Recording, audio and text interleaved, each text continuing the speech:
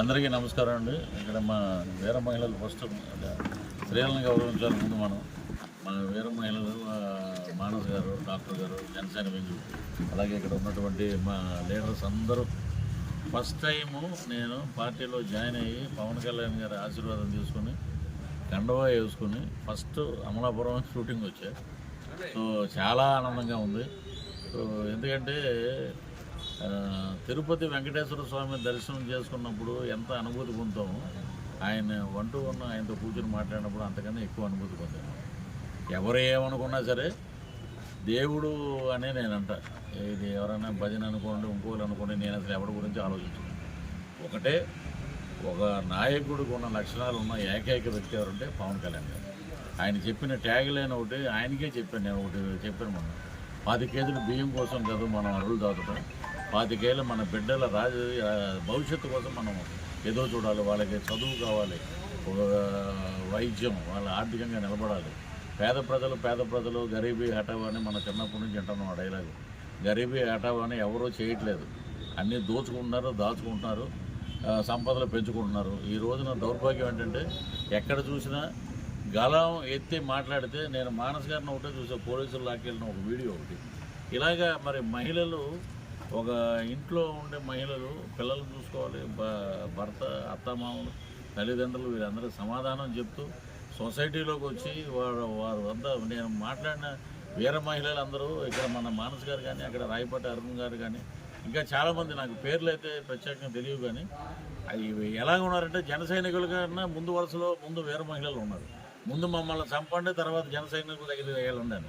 ఇలాంటి స్ఫూర్తి ఉన్నటువంటి నాయకులు మన వీర మహిళలు, జన సైనికులు మన జనసేన పార్టీలో ఉండటం నిజంగా మన అదృష్టం. పవన్ కళ్యాణ్ గారు ఇప్పుడు అప్పట్లో మన రామసేతు నిర్మిద్దాం అని చెప్పంగానే వానరమూగ ఎలాగ ఆయన వెనకాల తోడున్నారో అంతకన్నా బలంగా మా జన సైనికులు, వీర మహిళలు ఉన్నారని ఈ సందర్భంగా తెలియజేస్తున్నాం. ఇక్కడ ఈస్ట్ గోదావరిలో చొల్లంగిలో నేను పుట్టాను, పెరిగిందంతా తాడేపల్లిగూడెం వెస్ట్ గోదావరిలో. 2 జిల్లాలకి వారధి మా అమలాపురం. ఈ అమలాపురం జిల్లాలో ఫస్ట్ టైం జిల్లా అయిన సందర్భంగా జన సైనికుల్ని అద్భుతమైన మెజార్టీతోటి మనం గెలిపించుకోవాలి. అది మన బాధ్యత. మొత్తం జై జనసేన.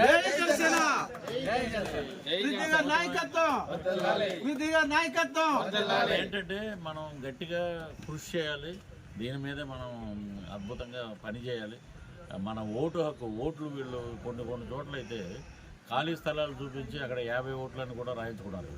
ఆఖరికి ఏమైపోయిందంటే వైనాట్ 175 అన్న వ్యక్తి కంగారు పడిపోయాడు.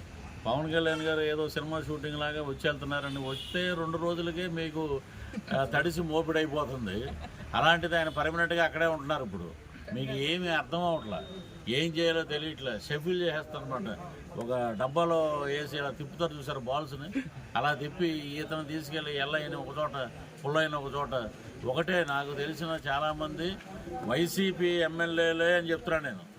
మేము జగనన్నతోటే మా ప్రయాణం అని ఏదో అంటాం కానీ తెలుగుదేశానికి జనసేన చేసామని చెప్తారు మా కార్యకర్తలు.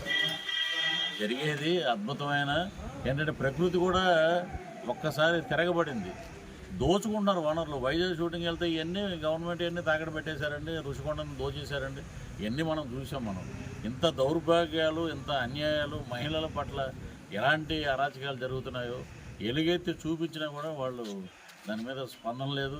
ఎక్కడ చూసినా ఏంటంటే నువ్వెంత దాచుకున్నావు, నువ్వెంత దోచుకున్నావు, పర్సంటేజ్ ఎంత. ఈ రోజున ఎక్కడ చూసినా వైన్ షాపులో మద్యం తాగి ఎంతోమంది ఆసుపత్రి పాలే చనిపోయే వరకు వెళ్ళారు. చాలా వరకు ఎక్కడ మనకి కార్డు కానీ, ఎక్కడికైనా గూగుల్ పే కానీ, ఫోన్పే కానీ ఏమీ లేవు.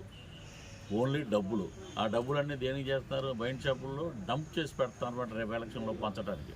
ఇదంతా మన కార్యకర్తలంతా గమనిస్తూ ఉన్నారు. కూటమి తోటి మనం కలిసాం. 2 జెండాల కలయిక ఈ రాష్ట్రంలో శాంతికి, 2 జెండాల కలయిక ఈ రాష్ట్రంలో సంక్షేమానికి, 2 జెండాల కలయిక ఈ రాష్ట్రంలో ఉన్న మహిళల భద్రతకి, రైతులకి, కుల మతాలకు అతీతంగా జనసేన, తెలుగుదేశం పార్టీ కలిసి 2 జెండాలు అలా రావటం అనేది నిజంగా ఒక శుభ పరిణామం.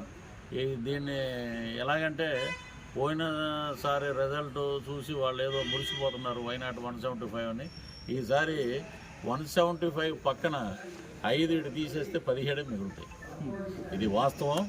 ప్లస్ ఇంకొకటి మనకు వచ్చే స్థానాలు చాలా చోట్ల అమ్మ పథకాలు ఇస్తున్నారు కదా. నేను ప్రతి విలేజ్లో అడుగుతున్నాను షూటింగ్ వెళ్ళినప్పుడు, పథకాలు ఇస్తున్నారు. శ్రీకాకుళం నుంచి మొన్న వెళ్ళొచ్చాం షూటింగ్ వెళ్తే, ఏటి బాబు ఏం పథకాలు ఇస్తున్నారు, అల్లది ఇలా ఇస్తున్నారు, ఇలా తీసుకెళ్ళిపోతున్నారు అన్నారు. మహిళలు ఏంటంటే ఒకటే ముక్త కంఠంతో పవర్ స్టార్ పవన్ కళ్యాణ్ గారు ఆయన పేద ప్రజల కోసం పుట్టిన వ్యక్తి, రూపాయి ఆశించకుండా ఆయన డబ్బుల కోసం ఆశించే వ్యక్తి అయితే ఎన్నో యాడ్లు ఆయన కాలం ముందు ఉన్నాయి. 100 కోట్ల సంపాదన. ఒక యాడ్ చేస్తే ఆయనకి ఎంత వస్తుందో మన అందరికీ తెలిసింది. కానీ ఆయనకు వచ్చిన డబ్బుల్లో ప్రతి కౌలు రైతు, చనిపోయిన కౌలు రైతుకి ₹1,00,000 ఇచ్చింది మన అందరం చూసాం.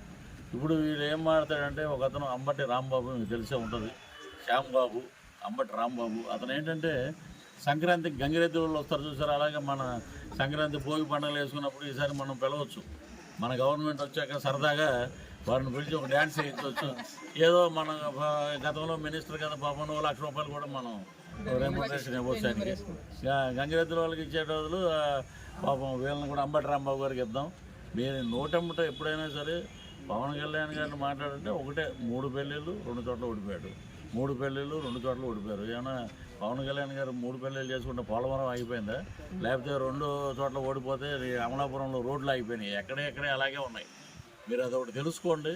4.5 సంవత్సరాల్లో మీరు ఏం చేశారనేది ఒకసారి గుర్తుపెట్టుకోండి. మీకు అయిపోయిన చరిత్ర. ఇప్పుడు ఆవిడేం మాట్లాడింది, ఒక దరిద్రుడు జైలుకి వెళ్తే ఇంకో దరిద్రుడు సపోర్ట్ చేశారన్న మాట రోజా గారు. మేము అసలు కార్యకర్తలుగా ఎవ్వరూ క్షమించరు ఆ మాటని. దానికి తగు సమాధానం మీకు త్వరలోనే వస్తుంది. మీరు మా జనసేన అధ్యక్షుడు పవన్ కళ్యాణ్ గారు విశాఖపట్నం వస్తే ఆ కార్యకర్తలకు ఎయిర్పోర్ట్లో మీరు ఎలా చూపించారు? దీన్ని ఏమంటారు? దీన్ని సభ్యత అంటారా, లేకపోతే గుడ్ మార్నింగ్ అని మీరు అంటున్నారు? ఇది ఎంతవరకు కరెక్ట్? కాబట్టి రానున్నది కూటమి. సో 136 స్థానాలు, 21 ఎంపీ స్థానాల్లో అద్భుతమైన విజయాన్ని సాధించి ఇదే అమలాపురం నుంచి మా ప్రచారం మొదలు పెడతాం.